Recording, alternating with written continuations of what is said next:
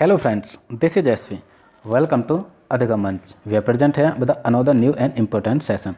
Friends, इस session में आज जो हम करने वाले हैं वो रहेगा टॉप 30 PYQs. जो सीरीज कंटिन्यू है उसमें हम नेक्स्ट पार्ट करेंगे. ठीक है, तो PYQs से पहले हम 9 कर चुके हैं, 9 पार्ट 8 कर चुके हैं. ये जो रहेगा 9th रहेगा. ठीक है, तो आज जो हम करेंगे पेपर फर्स्ट डिस्कस करेंगे जो कि मई 2016 में जो आया है उसको डिस्कस करने वाले हैं. CDP यानी कि चाइल्ड डेवलपमेंट एंड पेडागोजी के क्वेश्चंस डिस्कस करेंगे जो कि आपकी अंडरस्टैंडिंग को इन्हेंस करने में आपकी हेल्प करेंगे. जो 31 जनवरी को एग्ज़ाम होने वाला है उसमें आपकी मदद करेंगे. आइए शुरू करते हैं ये. तो फ्रेंड्स, ये रहा आज के लिए फर्स्ट क्वेश्चन. फर्स्ट क्वेश्चन की यदि हम बात करें तो पहला क्वेश्चन ये रहा. सीखना एक सक्रिय प्रक्रिया है क्योंकि जो लर्निंग है वो एक एक्टिव प्रोसेस है. इसका एक रीज़न है, इसका एक कारण है क्यों. ठीक है, सीखना तब होता है जब शिक्षार्थी को कुछ जानकारी दी गई हो. सीखना सिर्फ उसी को कहते हैं जब सिर्फ एक स्टूडेंट को कोई जानकारी दे दी जाए. या फिर सीखना याद करने और किसी व्यवहार में सक्रिय परिवर्तन की ओर संकेत करता है. ज्ञान पर कार्य करते हुए विद्यार्थी ज्ञान का निर्माण करते हैं. या फिर सीखना मुख्य रूप से जैविकीय कारकों द्वारा नियंत्रित होता है. तो फ्रेंड्स, यानी कि एक जानकारी मात्र तो सीखना ही नहीं है कि एक टीचर ने स्टूडेंट्स को एक जानकारी दे दी, कोई भी नई इन्फॉर्मेशन, वो सीखना है नहीं. लर्निंग की जब भी हम बात करें या फिर लर्निंग प्रोसेस की बात करें तो जीवन पर्यंत चलने वाली एक प्रक्रिया है. अपनी प्रीवियस नॉलेज को नए ज्ञान से जोड़ने का एक प्रोसेस है. ठीक है, व्यवहार में परिवर्तन है, आदि सभी चीज़ें एक्टिव प्रोसेस में आती हैं. तो फर्स्ट ऑप्शन यहाँ से हट जाएगा. सेकंड की यदि हम बात करें, सीखना याद करने और किसी के व्यवहार में सक्रिय परिवर्तन की ओर संकेत करता है. यानी कि व्यवहार में परिवर्तन या फिर याद करना है तो याद करना नहीं रहेगा. थर्ड की यदि हम बात करें, ज्ञान पर कार्य करते हुए शिक्षार्थी ज्ञान का निर्माण करते हैं. ठीक है, यानी कि ज्ञान पर कार्य करते हैं, जो ज्ञान का खुद से अर्जन करते हैं, निर्माण करते हैं. ठीक है, वही एक सक्रिय प्रक्रिया है जिसके द्वारा बच्चे ज्ञान को इन्हेंस कर पाएँ. ठीक है, बाकी सभी ऑप्शन की तरफ जाएं तो वो सब हट जाते हैं. सीखना मुख्य रूप से जैव के कारक हैं तो एक जैव के कारक बिल्कुल नहीं है. क्वेश्चन फर्स्ट का ऑप्शन थर्ड बिल्कुल करेक्ट रहेगा. इसके साथ नेक्स्ट क्वेश्चन नंबर 2, सीखने के लिए बच्चे की तैयारी के संदर्भ में एक शिक्षक के लिए यह महत्वपूर्ण है. In the context of students readiness to learn it is important for the teachers to. Teachers के लिए, शिक्षक के लिए सीखने के लिए बच्चे की तैयारी के संदर्भ में शिक्षक के लिए क्या महत्वपूर्ण है. अधिगम के प्रति बच्चे के अभिप्रेरणा को मापना, यानी कि बच्चे अधिगम कर रहे हैं उसके प्रति बच्चे की जो मोटिवेशन है उसको नापना, उसका मेजरमेंट करना. या फिर बच्चों पर तैयारी का नियम लागू करना. या फिर बच्चे के सामान्य ज्ञान का निर्माण करना. या फिर बच्चे के पूर्व अधिगम पर ध्यान न देना. फ्रेंड्स, न देने वाली बात नहीं रहेगी. तो यहाँ पे क्वेश्चन नंबर 2 की यदि हम बात करें, आप भी ऑप्शन को देखो, प्रैक्टिस के तौर पर आप इन क्वेश्चंस को डिस्कस करें तो आपके अकॉर्डिंग क्या रहेगा. दोबारा से क्वेश्चन को हम रीड करते हैं. सीखने के लिए बच्चे की तैयारी. ठीक है, बच्चे सीख रहे हैं, सीखने के लिए यदि बच्चे तैयारी कर रहे हैं तो उसके संदर्भ में एक शिक्षक के लिए सबसे महत्वपूर्ण क्या है. ए ऑप्शन यहाँ से हट जाएगा और फोर्थ भी हट जाएगा. यदि सेकंड की बात करें, बच्चों पर तैयारी का नियम लागू करना, यानी कि apply law of readiness to the students. जब तक बच्चे तैयार नहीं हों तब तक बच्चों को नहीं सिखाएं. ठीक है, तो तैयारी के लिए उनके लिए सबसे ज़्यादा जो इम्पोर्टेंट रहेगा बच्चों के सामान्य ज्ञान का निर्धारण करना. ठीक है, सबसे पहले जो उनका सामान्य ज्ञान है उसका निर्धारण करें. ठीक है, तो यहाँ पे दोनों ऑप्शन लगभग सही लग रहे हैं. आपके अकॉर्डिंग कौन सा है आप हमें कमेंट बॉक्स में ज़रूर बता सकते हैं. ठीक है, तो बच्चों पर तैयारी का नियम लागू करें एक टीचर, उसके लिए ज़्यादा बेहतर ये रहेगा. या फिर उनके सामान्य ज्ञान का निर्धारण करें, उसके बाद नए ज्ञान की तरफ उसे ले जाएँ. तो आपके लिए ये एक होमवर्क की तरह है. क्वेश्चन नंबर 2 का आप आंसर कमेंट बॉक्स में ज़रूर से बताएँ. ठीक है, ये आप कहीं से भी सर्च कर सकते हैं. ठीक है, तो ये रहा क्वेश्चन नंबर 2. क्वेश्चन नंबर 2 का ऑप्शन नंबर थर्ड या 2 कौन सा करेक्ट रहेगा. इसके साथ चलते हैं क्वेश्चन नंबर 3. क्वेश्चन नंबर 3, एक प्रभावी कक्षा में इन एन इफेक्टिव क्लासरूम क्या आवश्यक है. अधिक अंक प्राप्त करने के लिए शिक्षार्थी द्वारा एक दूसरे से प्रतियोगिता में लगे रहें. ठीक है, या फिर शिक्षक पाठ तैयार करता है, वह व्याख्यान के रूप में उसे प्रस्तुत करता है तथा चर्चा को हतोत्साहित करता है. प्रभावी कक्षा में एक टीचर कभी भी क्लास को चर्चा तो करेगा, व्याख्या भी दे सकता है, लेकिन उनको हतोत्साहित नहीं करेगा, यानी कि डिस्करेज नहीं करेगा। प्रतियोगिता का मतलब भी नहीं है कि प्रभावी कक्षा में यदि हम कंपटीशन की धारणा बच्चों में उत्पन्न करें तो बच्चे अच्छी तरह से नहीं सीख पाएंगे, उनका जो लर्निंग प्रोसेस है नहीं हो पाएगा। थर्ड की तरफ चलें, शिक्षक चर्चा को प्रोत्साहित करता है और शिक्षार्थियों के पूर्व ज्ञान एवं पृष्ठभूमि के साथ संबंध बनाता है, या फिर शिक्षार्थी निष्क्रिय रूप से शिक्षक के निर्देशों को सुनते हैं या उनको अनुपालन करते हैं। तो यहाँ पे निष्क्रिय रूप से कभी भी लर्निंग नहीं हो सकती, इसलिए ऑप्शन नंबर थर्ड बिल्कुल करेक्ट रहेगा। शिक्षक चर्चा को प्रोत्साहित करता है, यानी कि इस तरह से कह सकते हैं एक टीचर को चर्चा को प्रोत्साहित करना चाहिए, डिस्कशन करना चाहिए बच्चों के साथ, उसके साथ साथ जो स्टूडेंट के पूर्व प्रीवियस नॉलेज है एवं पृष्ठभूमि के साथ संबंध बनाना चाहिए। बच्चों के जो पूर्व नॉलेज हैं उनके साथ संबंध स्थापित करना चाहिए, तभी उन्हें पूर्व ज्ञान से नए ज्ञान की तरफ ले जाना चाहिए। यहाँ पे थर्ड ऑप्शन बिल्कुल करेक्ट रहेगा। इसके साथ number fourth, question number fourth की यदि हम बात करें, बच्चे कक्षा में रुचि विकसित करते हैं जब रुचि विकसित करेंगे कक्षा में, जब शिक्षक केवल एक अच्छे शिक्षार्थी का पक्ष ले, एक अच्छे स्टूडेंट का पक्ष ले, या फिर शिक्षक प्रत्येक शिक्षार्थी को भाग लेने के लिए प्रोत्साहित एवं प्रशंसित करें, ठीक है, या फिर वे बड़ी कक्षा में अपने मित्रों के साथ बैठते हैं, या फिर उन्हें गृह कार्य दें। तो सबसे ज़्यादा बच्चे कक्षा में रुचि विकसित जब कर पाएंगे जब शिक्षक प्रत्येक शिक्षार्थी का भाग लेने के लिए उन्हें प्रोत्साहित करें, प्रत्येक एक्टिविटी में प्रत्येक स्टूडेंट को प्रोत्साहित करें कि भाग लें, तभी वो सक्रिय ज्ञान के निर्माता बन पाएंगे। ऑप्शन थर्ड बिल्कुल करेक्ट रहेगा। इसके साथ नेक्स्ट क्वेश्चन नंबर फिफ्थ, जब बच्चे विद्यालय में जाते हैं उन्हें बता देना चाहिए कि विद्यालय की भाषा भिन्न है और उन्हें अपनी मातृभाषा में बिल्कुल नहीं बोलने दिया जाएगा, ठीक है। पहले आप ऑप्शन को पढ़िए, बाद में डिस्कस करते हैं। या फिर सेकंड की बात करें, उनके अभिभावकों को बताना चाहिए कि वे घर पर केवल विद्यालय की भाषा का ही इस्तेमाल करें, या फिर उन्हें अपनी मातृभाषा में बोलने की अनुमति दी जानी चाहिए क्योंकि अभिव्यक्ति महत्वपूर्ण होती है। फोर्थ ऑप्शन की बात करें, विद्यालय की भाषा में न बोलने के लिए उन पर दंड लगा देना चाहिए। तो फ्रेंड्स, ये लैंग्वेज से संबंधित एक क्वेश्चन आ गया, क्योंकि इंडिया की हम बात करते हैं, भारतवर्ष की बात करते हैं, तो यहाँ पे मल्टी लैंग्वेज डाइवर्सिटी पाई जाती है। हमारी कल्चर में अलग अलग भाषा बोली जाती है, अलग अलग कल्चर के लोग आते हैं। तो सबसे पहले बच्चे की जो मातृभाषा है यानी कि मदर टंग है, उसको ज़्यादा इम्पोर्टेंट देनी जाए। ये कोई किसी भी स्कूल की कोई निर्धारित लैंग्वेज भाषा नहीं हो सकती, उस पर कोई अपनी भाषा नहीं थोपी जा सकती। सबसे पहले जब स्टूडेंट्स स्कूल में जाते हैं तो उनको इतनी आज़ादी हो, एक टीचर को भी चाहिए कि प्रत्येक बच्चे की कल्चर, उसकी सोसाइटी और उसकी लैंग्वेज, उसकी भाषा का सम्मान करे, क्योंकि अभिव्यक्ति अपनी भाषा में ही अच्छी तरह से कर पाएंगे। यदि टीचर उनको आज़ादी देता है, उनकी प्रशंसा करता है, मातृभाषा की प्रशंसा करता है, तो बच्चे अच्छे तरह से सीख पाएंगे। तो यहाँ पे देख पा रहे हैं ऑप्शन नंबर थर्ड बिल्कुल करेक्ट रहेगा। उन्हें मातृभाषा में बोलने की अनुमति देनी चाहिए क्योंकि अभिव्यक्ति महत्वपूर्ण होती है, क्योंकि बच्चे अपनी मातृभाषा में सबसे ज़्यादा अभिव्यक्ति, अपने थॉट, अपने विचार प्रस्तुत कर पाएंगे। इसलिए यहाँ पे ऑप्शन नंबर थर्ड बिल्कुल करेक्ट रहेगा। इसके साथ क्वेश्चन नंबर 6, निम्नलिखित में से कौन सा कथन शिक्षक की भूमिका का सबसे अच्छा वर्णन करता है? एक शिक्षक का क्या रोल है, सबसे ज़्यादा जो अच्छा रोल रहेगा, या उसकी भूमिका का वर्णन कौन सा एक कथन निम्नलिखित में से करेगा? शिक्षक को मुख्य रूप से पाठ्य पुस्तकों में दिए गए ज्ञान पर बल देना चाहिए। सिर्फ पाठ्य पुस्तक यानी कि किताबों से नॉलेज को प्रोवाइड नहीं करना चाहिए। ऑप्शन ए बिल्कुल हट जाएगा। फर्स्ट, शिक्षक को अपने अभिलेखों का रखरखाव परिश्रम पूर्वक करना चाहिए। ये तो हो सकता है कि शिक्षक अपने जो अभिलेख हैं, ठीक है, जो रिकॉर्ड्स हैं, उसको रखरखाव करें।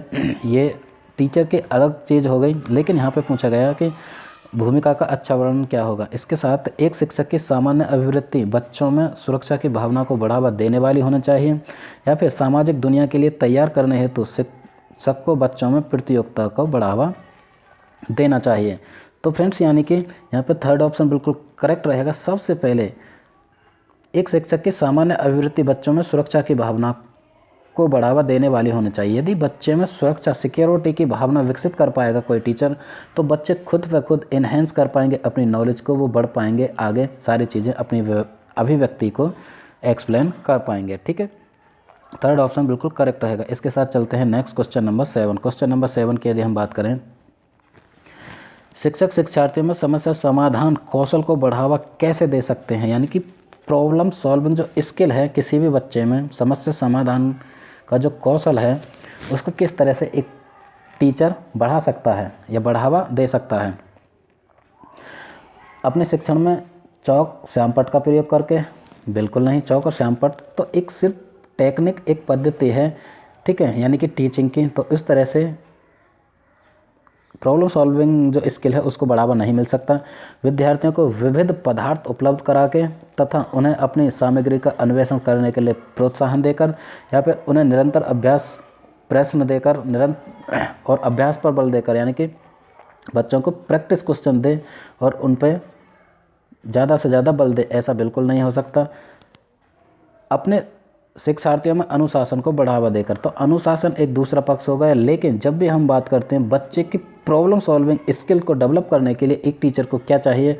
शिक्षार्थियों को विविध पदार्थ उपलब्ध कराएं, ठीक है, यानी कि by providing students with diverse materials and encouraging them to explore their material. बच्चों के लिए अलग अलग तरह के विविध पदार्थ उपलब्ध कराए तथा उन्हें अपनी सामग्री का अन्वेषण करने के लिए प्रोत्साहन दे। जो बच्चे खुद से कुछ बना रहे हैं उनको प्रोत्साहन दे, बच्चे खुद से खोज कर सकें, खुद की योजना पर बल दे सकें, उनके द्वारा वो ज्ञान का निर्माण कर सकें। तो यहाँ पे ऑप्शन नंबर 2 बिल्कुल करेक्ट रहेगा। क्वेश्चन नंबर 8, 8वें प्रश्न की तरफ यदि हम चलते हैं, बच्चे सीखने के लिए स्वयं अपनी युक्तियाँ बना लेते हैं। इस संदर्भ में शिक्षक को, बच्चे सीखने के लिए अपनी युक्ति बनाते हैं, अपनी कुछ जो स्ट्रेटजी हैं उनको तैयार करते हैं, जिसके द्वारा वो खुद बेहतर तरीके से सीख पाते हैं। इस संदर्भ में शिक्षक को क्या करना चाहिए? यदि बच्चे अपने आप सीखने की कोशिश कर रहे हैं, अपने खुद से युक्ति तैयार कर रहे हैं, तो एक टीचर किस तरह से हेल्प कर सकता है? बच्चों की युक्ति पर ध्यान न देकर अपनी बनाई पाठ योजना को पूरा करना चाहिए। किसी भी टीचर की पाठ योजना, जो स्ट्रेटजी उसने बनाई है, जो प्लान बनाया है, उस योजना को तो पूरा करना ही चाहिए। लेकिन यदि बच्चे अपनी युक्ति बनाते हैं, अपने तरीके से सीखते हैं, सीखने की कोशिश करते हैं, तो उस पर भी एक टीचर को ध्यान देना चाहिए। लेकिन यहाँ पे ना दिया गया, यानी कि नहीं देना चाहिए, इसलिए ऑप्शन फर्स्ट हट जाएगा। बच्चे की युक्तियों को समझना तथा उनके साथ उन पर चर्चा और संवाद स्थापित करना चाहिए, हो सकता है, ठीक है। मतलब अभी के लिए हम ऑप्शन 2 को टिक करते हैं, लेकिन 3 और देख लेते हैं। बच्चों को ऐसा न करने के लिए एक लंबा भाषण देना चाहिए, मतलब इस तरह से बच्चों को मना कर देनी चाहिए, तो ये भी हट जाएगा।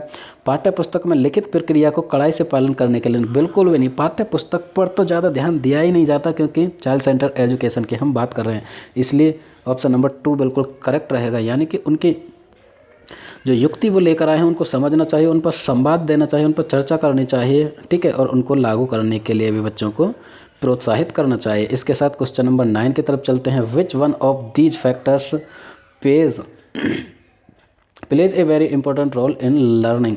निम्नलिखित में से कौन सा कारक सीखने में अति महत्वपूर्ण भूमिका निभाता है? कौन सा एक कारक है जो ज़्यादा से ज़्यादा सक्रिय भागीदारी निभाएगा या महत्वपूर्ण भूमिका है? कौन सा एक कारक है? केवल आनुवंशिक बनावट, भौतिक आधारभूत संरचना, सामाजिक संदर्भ तथा संवेग, या फिर परिपक्वता तथा शारीरिक छवि। तो फ्रेंड्स, जिस भी क्वेश्चन में केवल यानी कि ओनली आ जाए, अकेला तो वैसे भी होता ही नहीं है, लेकिन ओनली से कभी भी काम नहीं चल सकता। लर्निंग प्रोसेस की जब भी हम बात करें या सीखने की बात करें तो ऑप्शन ए हट जाएगा, क्योंकि इसमें एक चीज़ की, एक फैक्टर की बात की गई है, आनुवंशिकता। बच्चे के विकास, बच्चे के लर्निंग से संबंधित सिर्फ उसकी हेरिडिटी ही इम्पोर्टेंट रोल नहीं निभाती, उसके साथ साथ और बहुत सारे फैक्टर्स हैं। केवल भौतिक आधारभूत संरचना वो भी नहीं है, सामाजिक संदर्भ तथा संवेग, ऑप्शन 3 बिल्कुल करेक्ट रहेगा। परिपक्वता एवं शारीरिक छवि। फ्रेंड्स, मैच्योरिटी तो हो सकती है, लेकिन यहाँ पे शारीरिक छवि, फिजिकल अपीयरेंस का ज़्यादा कोई मतलब नहीं है, इसलिए यहाँ पे 3rd ऑप्शन बिल्कुल करेक्ट रहेगा। बच्चे यदि सोशल कॉन्टेक्स्ट कर पाएँ, सोशल इंटरेक्शन कर पाएँ, समाज, किसी भी बच्चे की सोसाइटी और उसके इमोशन, क्योंकि सामाजिक विकास से संबंधित उसका संवेगात्मक विकास है, इसलिए ये दोनों महत्वपूर्ण हैं।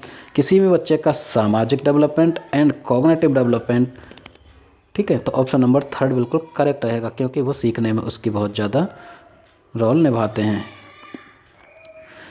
3rd के बाद अब हम चलते हैं question number 10। Question number 10, early childhood refers to the period from प्रारंभिक बाल्य अवस्था इस अवधि की ओर संकेत करती है। बड़ा सिंपल सा क्वेश्चन है। देखिए हम बात करते हैं स्टेजेस ऑफ चाइल्ड डेवलपमेंट, मनोविज्ञान के जो विकास की अवस्था है उसमें यदि हम बात करें तो जन्म से 2 वर्ष की अवस्था जिसे हम इन्फेंसी कहते हैं, क्लियर।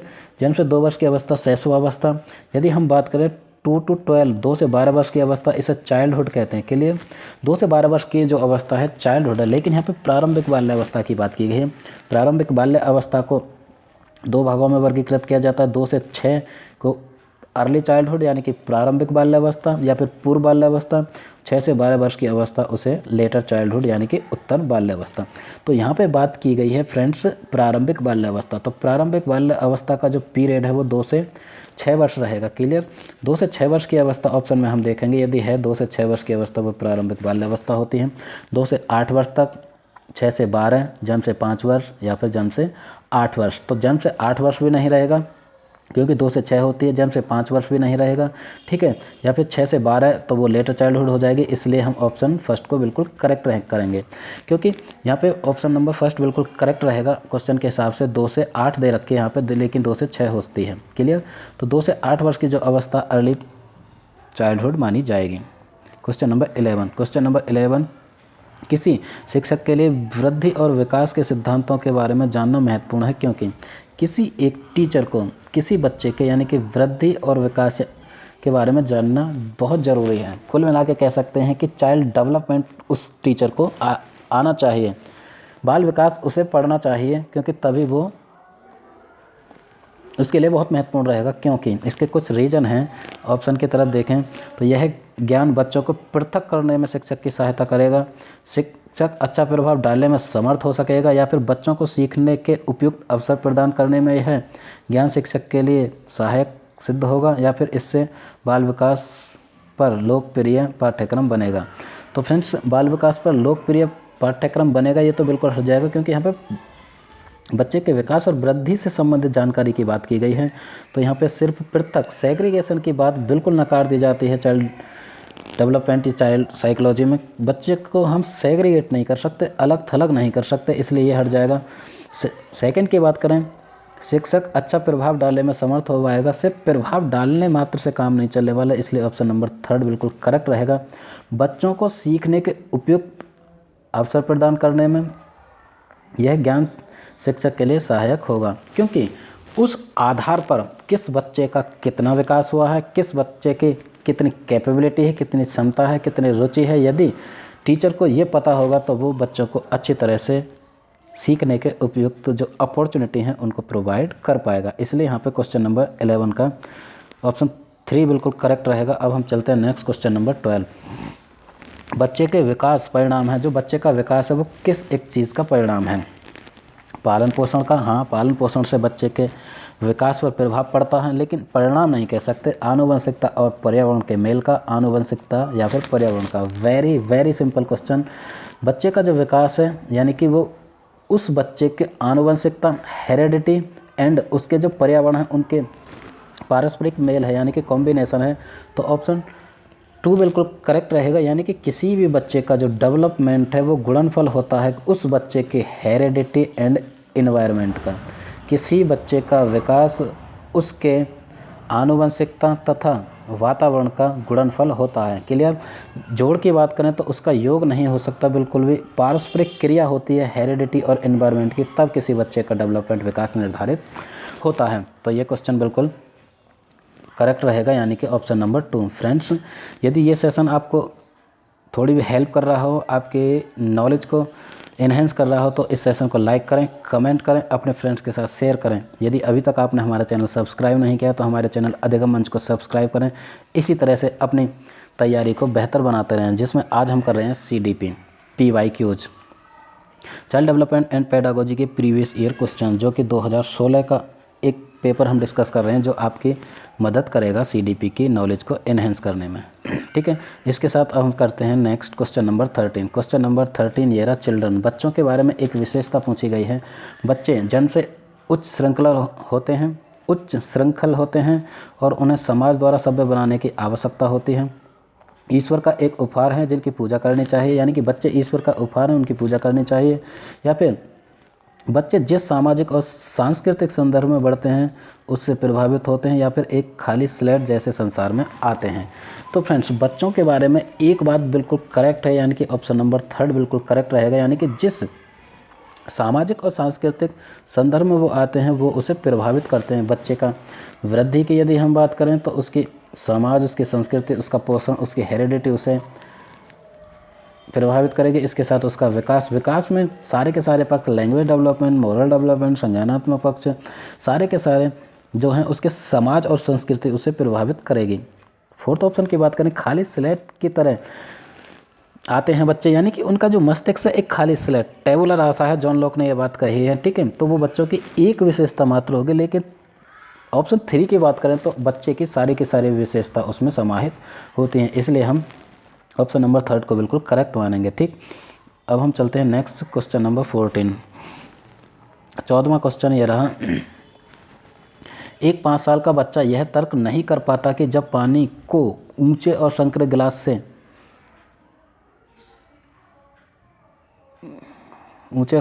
से भरे बर्तन में डाला जाता है, ठीक है, तो पानी की मात्रा उतनी ही रहती है। ऐसा इसलिए होता है। क्वेश्चन को आप समझ लीजिए कि कोई भी एक 5 साल का बच्चा है, क्योंकि यहाँ पे उस बच्चे की उम्र बहुत इम्पोर्टेंट है। कोई एक बच्चा 5 साल का है, वो यह निर्धारित नहीं कर पाता कि किसी भी कोई क्वांटिटी है, किसी भी एक पानी है, मान लीजिए 200 ग्राम या 200 मिलीलीटर पानी है, उसको एक लंबे गिलास में भर दिया जाता है और एक चौड़े से एक बाउल में, पोट में भर दिया जाता है। पानी की मात्रा बिल्कुल स्वयं है, क्वांटिटी, लेकिन वो यह नहीं पता कर पाता, सिर्फ वो बड़े गिलास में जो पानी भरा हुआ है, सांकरे गिलास में, तो उसको ज़्यादा बताता है। उस गिलास में भरे हुए पानी की मात्रा उसे ज़्यादा लगती है, ठीक है। यदि उसकी अदला बदली कर दी जाए तब भी वो बड़े गिलास में ही पानी को ज़्यादा बताता है, तो वह यह निर्धारित नहीं कर पाता। इसका क्या एक कारण है? तो फ्रेंड्स, उसका जो कारण है वह प्रतीक नहीं बना पाता, वह अनुकरण नहीं कर पाता, वह व्यापारीय चिंतन नहीं कर पाता, उसका व्यवहार उद्देश्य उन्मुख नहीं होता। तो फ्रेंड्स, कौन सी एक विशेषता रहेगी 5 साल तक के बच्चे के लिए? तो फ्रेंड्स, यहाँ पे हम बात करें इस तरह के बच्चे डाइवर्स नहीं कर पाता, तो यहाँ पे रहेगी यानी कि irreversibility. She can not reverse her thinking, यानी कि बच्चे में अभी तक रिवर्सिबिलिटी या कि पलटावे गुण विकसित नहीं हुआ है 5 साल तक यदि हम बात करें फ्रेंड्स। यानी कि 2 से 7 वर्ष तक की अवस्था जो प्री ऑपरेशनल स्टेज है, प्याजे ने अपने कॉग्निटिव डेवलपमेंट में 4 अवस्था बताई हैं, इसमें 2 से 7 वर्ष तक की अवस्था यदि हम बात करें तो प्री ऑपरेशनल स्टेज यानी कि पूर्व क्रियात्मक अवस्था में बच्चे में पलटावे यानी कि रिवर्सिबिलिटी का गुण नहीं होता, ठीक है। इसलिए बच्चे she can not reverse her thinking, वो अपने विचार में अनुत्क्रमणीयता नहीं ला पाता, इसलिए वो यह इस चीज़ का निर्धारण नहीं कर पाता। तो 14 का 3 ऑप्शन बिल्कुल करेक्ट रहेगा। यानी कि विचारों का जो व्यापारीय चिंतन नहीं कर पाता, यदि वो कर पाएगा यानी कि बच्चे में रिवर्सिबिलिटी कब आ पाएगी, इस चीज़ का निर्धारण वो कब कर पाएगा, यानी कि 7 से 11 वर्ष की अवस्था में वो इस चीज़ का निर्धारण कर पाता है कि सेम क्वांटिटी ऑफ वाटर यदि हम किसी संकरे गिलास में डालें या चौड़े गिलास में डालें तो मात्रा बराबर ही रहेगी, या फिर बड़े गिलास में हम कम पानी डालें, चौड़े में ज़्यादा डालें, तो वो यह पता कर पाएगा कि कौन से गिलास में पानी की मात्रा ज़्यादा है। 7 से 11 वर्ष की अवस्था को हम कहते हैं यानी कि कॉन्क्रीट ऑपरेशनल स्टेज, जो प्याजे ने दी है, जो 3rd अवस्था मानी जाती है। मूर्त संज्ञानात्मक अवस्था, इसमें लॉजिक आ जाता है, ठीक है। इसमें CCS यानी कि कंजर्वेशन, क्लासिफिकेशन एंड सेरिएशन आ जाता है। तो फ्रेंड्स, यहाँ पे ये बहुत इंपॉर्टेंट क्वेश्चन है, इस तरह के क्वेश्चन पूछे जाते हैं। क्वेश्चन नंबर 14, तो यहाँ पे ऑप्शन रहेगा ऑप्शन नंबर 3 बिल्कुल करेक्ट। अब हम चलते हैं नेक्स्ट, लास्ट क्वेश्चन रहेगा इस सीरीज में, हम 15 क्वेश्चन ही डिस्कस करेंगे। इसके बाद 16 से लेकर 30 तक आगे नेक्स्ट पार्ट में डिस्कस कर लेंगे, ठीक है। क्योंकि सेशन ज़्यादा लंबा हो जाता है, इसलिए हम कुछ ही 15 क्वेश्चन डिस्कस करेंगे, क्योंकि प्रत्येक क्वेश्चन के साथ हम एक्सप्लेनेशन और डिस्कशन कर रहे हैं, कॉन्सेप्ट को क्लियर करने की कोशिश करते हैं, क्योंकि आप अच्छी तरह से बेहतर तरीके से समझ पाएँ, ठीक है। तो ये रहा 15 क्वेश्चन। एक साइकिल पर जाते हुए कोई बच्चा अपनी बहन से कहता है तेज़ चलाओ, ठीक है। कोई 2 बच्चे हैं, एक साइकिल चला रही है, कोई एक बच्ची बैठी है, वो कहती है अपनी सिस्टर से कि साइकिल को तेज़ चलाओ। हम वहाँ जल्दी पहुँच जाएंगे। यदि तेज़ चलाओगे तो हम वहाँ जल्दी पहुँच जाएंगे। वह यह प्रदर्शित कर रहा है या कर रही है, प्रतीकात्मक विचार प्रस्तुत कर रही है लड़की, अहम केंद्रित विचार प्रस्तुत कर रही है, कार्य कारण प्रस्तुत कर रही है, या फिर वैपरीय चिंतन यानी कि रिवर्सिबल थिंकिंग प्रस्तुत कर रही है। तो फ्रेंड्स यानी कि ऑप्शन की तरफ जाएं तो ऑप्शन सेकंड बिल्कुल करेक्ट रहेगा, यानी कि 2 से 6 या 7 वर्ष तक की अवस्था की ये बच्चे की बात हो रही है। यानी कि अहम केंद्रित विचार प्रस्तुत कर रही है, यानी कि वो अपनी ही दुनिया में खोई हुई है। वो ऐसा समझते हैं कि यदि साइकिल तेज़ चलाएं, यानी कि जो वो सोचते हैं वही अपनी दुनिया, वही अपनी संपूर्ण जीवन मानते हैं, यानी कि संपूर्ण संसार उसी को वही लगता है। ठीक है, तो यहाँ पे हम बात कर रहे हैं इकोसेंट्रिक थिंकिंग। इकोसेंट्रिक की थिंकिंग की बात कर रहे हैं माने तो प्याजे बात करते हैं। ठीक है, यानी कि अपनी दुनिया में बच्चे का खोया रहना, वो जो सोचता है, जो समझता है, जो विचार करता है उसी को अपनी दुनिया मान लेता है। ठीक है, यानी कि उस समय तक उसमें यह भावना नहीं आ गई होती कि मेरी सोच और मेरी थिंकिंग से भी अलग एक दुनिया है। तो फ्रेंड्स यहाँ पे ये अहम केंद्रित विचार है जो 2 से 6 वर्ष तक की अवस्था में प्याजे ने बताया है। ठीक है, लेकिन ये ज़्यादा इम्पोर्टेंट नहीं बताया किसी बच्चे के डेवलपमेंट में, संज्ञानात्मक विकास में। किसी बच्चे का जो इकोसेंट्रिक स्पीच है उसको ज़्यादा इम्पोर्टेंस नहीं मानी प्याजे ने। वहीं हम बात करें इसी स्पीच को वाइगोस्की ने प्राइवेट स्पीच कहा है, यानी कि निज बात। प्राइवेट स्पीच की यदि हम बात करें, वाइगोस्की इसको बहुत इम्पोर्टेंट मानते हैं, क्योंकि किसी बच्चे की प्राइवेट स्पीच उसके डेवलपमेंट में, उसके लैंग्वेज डेवलपमेंट में, ऑल ओवर डेवलपमेंट में बहुत इंपॉर्टेंट हैं। तो ये रही 2 चीज़ें। यहाँ पे बहुत ज़्यादा क्वेश्चन पूछे जाते हैं प्याजे और वाइगोस्की से संबंधित, यानी कि कौन से एक विभिन्नता उनमें है। तो उन लैंग्वेज वाइगोस्की मानते हैं कि प्राइवेट स्पीच बच्चे की भाषा विकास में भी ज़्यादा इंपॉर्टेंट रोल अदा कर पाएगी। और वाइगोस्की की बात करें तो वो सोशल इंटरेक्शन पर ज़्यादा बल देते हैं, वहीं प्याजे किसी बच्चे के सोशल इंटरेक्शन पर ज़्यादा बल नहीं देते, वो एक्सप्लोरेशन, बच्चे के खुद से ज्ञान अर्जन पर ज़्यादा बल देते हैं। तो फ्रेंड्स यहाँ पे हमने डिस्कस किया क्वेश्चन नंबर 15। आई होप यहाँ से सारी चीज़ें आपको क्लियर हुई होंगी। तो फ्रेंड्स यदि अभी तक आपने हमारा सेशन लाइक नहीं किया तो लाइक करें, कमेंट करें, अपने फ्रेंड्स के साथ इस सेशन को शेयर करें, चैनल को सब्सक्राइब करें। इसके साथ मैं एसपी आपसे विदा लेता हूँ। नमस्कार।